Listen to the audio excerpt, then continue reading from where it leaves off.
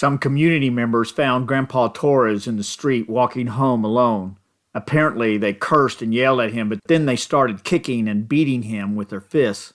He was severely injured, but he managed to make it home. Had he been able to receive medical care, he probably would have survived. However, he'd lost too much blood, and he had too many internal injuries to survive. During the vigil and the attempts to care for his wounds, the family asked him, "Who beat you? Who did this to you?" And you will be surprised at what this Christian, this martyr, said as he slowly bled to death.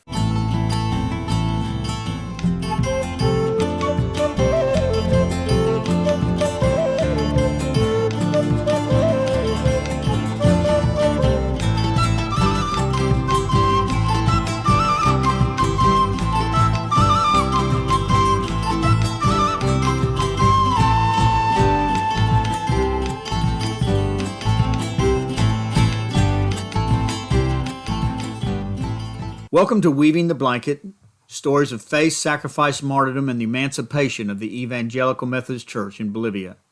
My name is David Stevenson. This is Season 2, Episode 7, The Martyrdom of Grandpa Torres and the Difficult Life in Ancoraimes. In the previous podcast, Frank Beck returned to Bolivia as Dr. Beck, and he worked for the indigenous in La Paz and later started a health post in Ancoraimes. This brought increasing anger, resistance, and outright opposition to the Methodists in the area. There was even a night of terror in which he, Feliciano, and Pastor Peñaranda feared for their lives.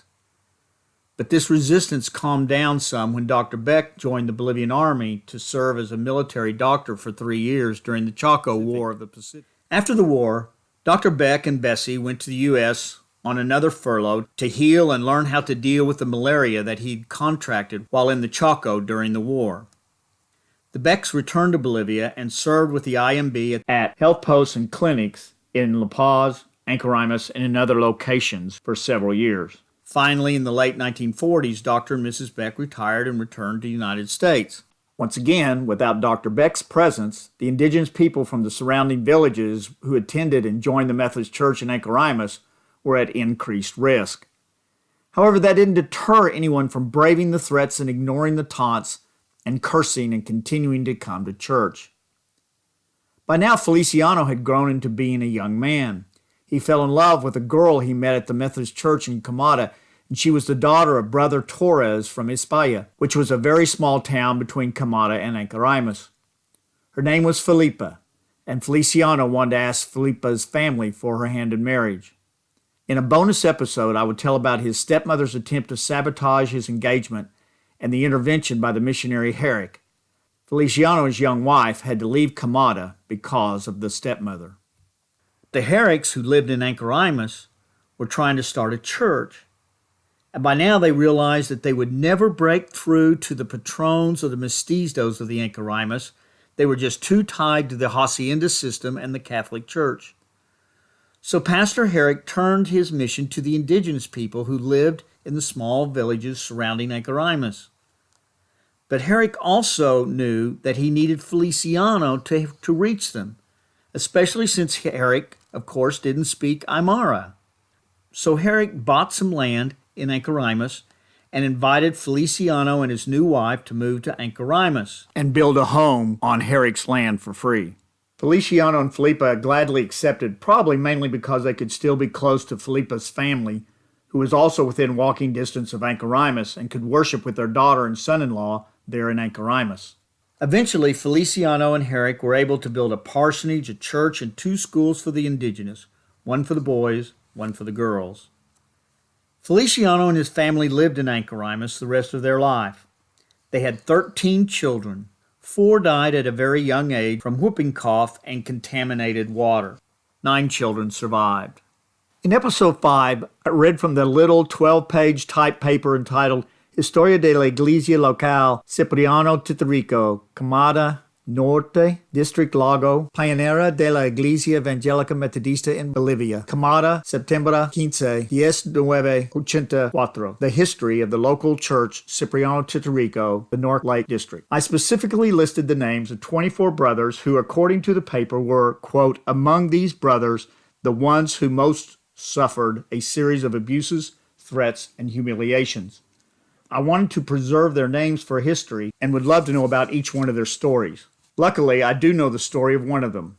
In a paper, he is simply named Brother Torres of España.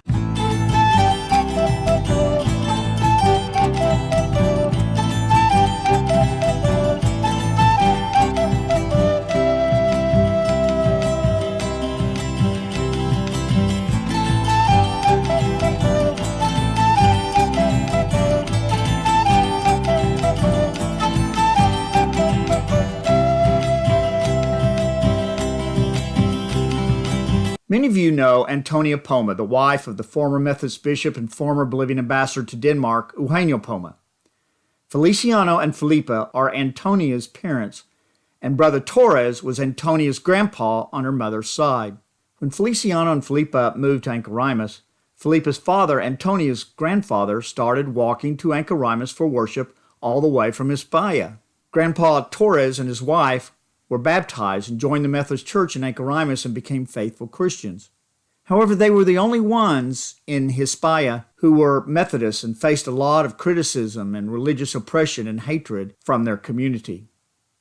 I interviewed Antonia over the phone, and she told me the following story. One night, when Antonia was 1 or 2 years old, during some Catholic festival, the Methodists held a small worship service in Ancoraimes, and Antonia's grandpa Torres attended the Methodist service and walked home alone toward España. He had not been drinking or partying with the others because he was a Methodist, and Methodists don't drink. It was late, and the teenagers of his community had been drinking way too much, and they wanted to prove their manhood by standing up to the hated Methodists. As Grandpa Torres quietly walked along, some young people found him in the streets walking. Apparently, they cursed and yelled at him. But then they started kicking and beating him with their fists.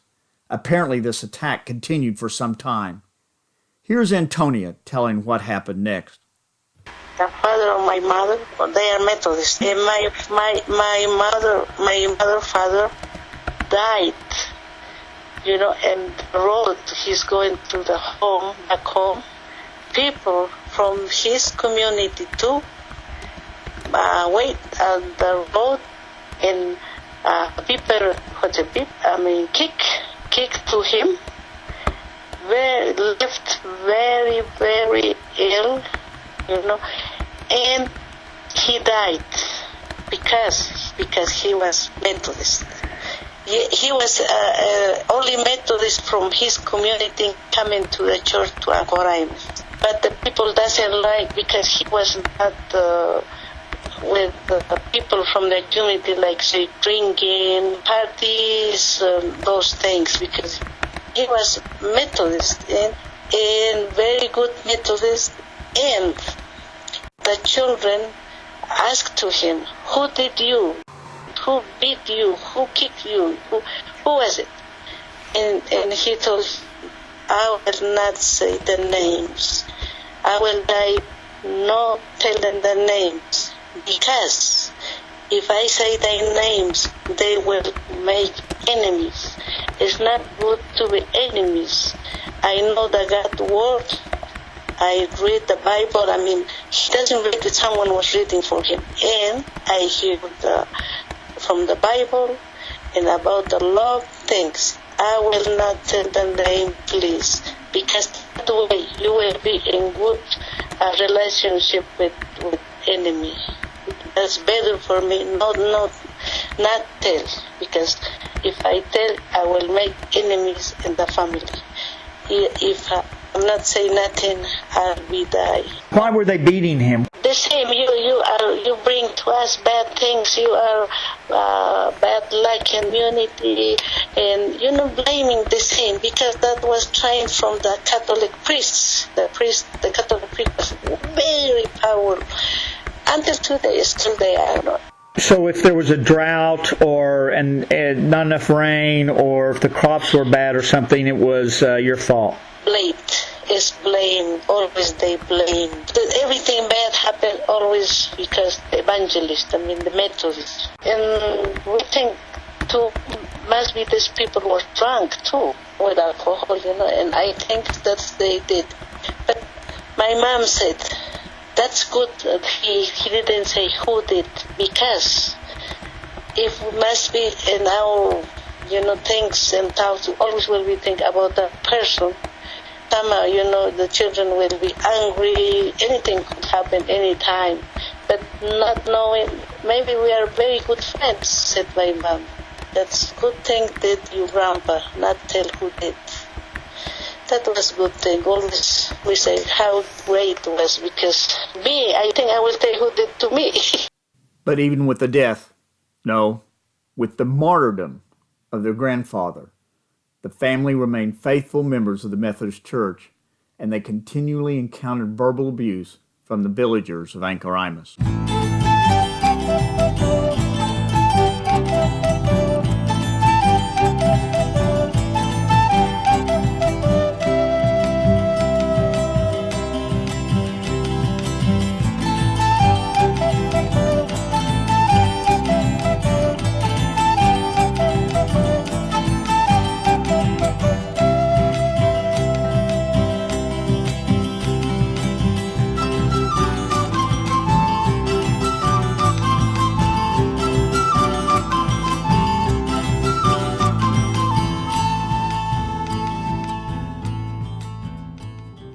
It was a pretty lonely life for Feliciano's children. Antonia told me that although they lived in this big town, they had no real friends. All the other kids were Criollo or Mestizo. Feliciano and his family were often shunned because they were the only Methodists who actually lived in Ancoraimes. All the other members of the church were indigenous families from the small indigenous villages surrounding Ancoraimes. And the children of the town used to make fun of Antonia and her siblings. There were a few Mestizo families who wanted to come to church, but they were afraid of what their friends and neighbors might think of them if they did so. Growing up, the children had a positive image of the missionaries. The missionaries brought education for the indigenous, even to the girls, which was quite radical in that day. It was difficult since so few indigenous families lived in Ancoraimes. The only way to have the school was to also have a dormitory for the kids to live in during the week.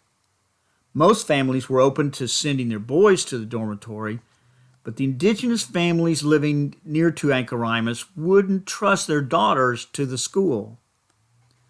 So the Herricks asked Feliciano if he would send his daughters to the boarding school, even though they actually lived in town.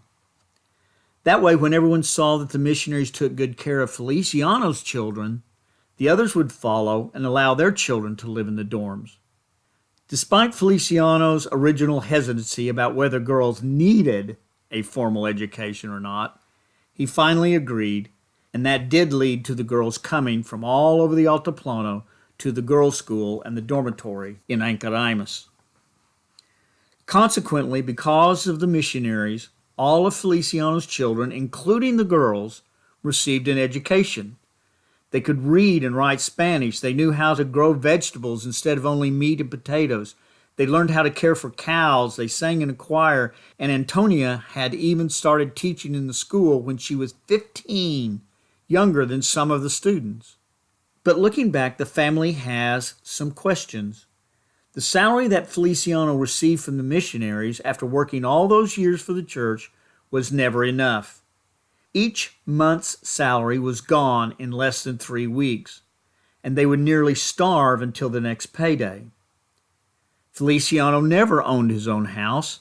They lived in a house that was loaned to them by the church. And perhaps the most hurtful thing was that the missionaries never once invited Feliciano and his family and the children to come to their house for tea or coffee or a Christmas party. Looking back, they realized that they were clearly not seen as equals.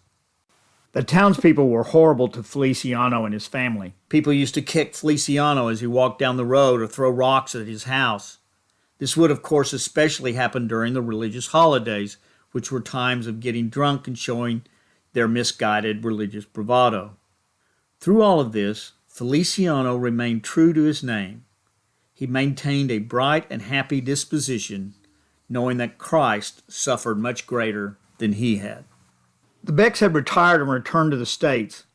However, in 1952, Frank and Bessie Beck heard that their beloved Ancoraimes Health Clinic was closing because of the lack of funds. Well, they weren't about to let that happen.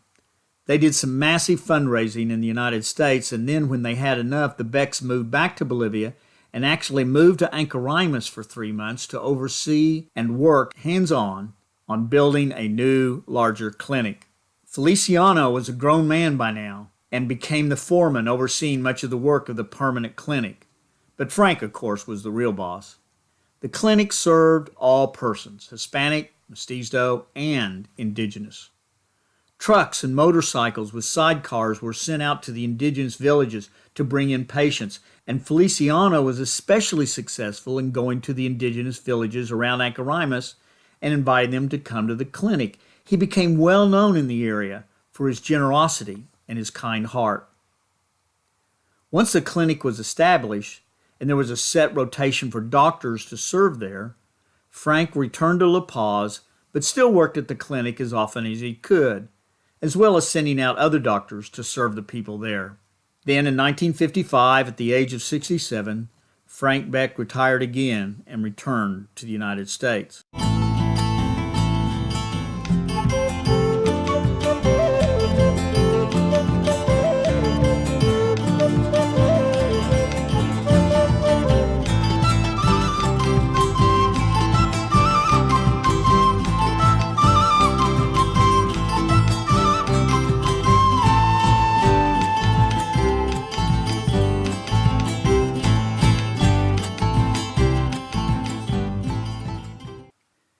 You know, I wonder if I have the faith, if I have enough of the love, the Prince of Peace in my heart in such a way that I would forgive and withhold the names of persons who decided to kill me.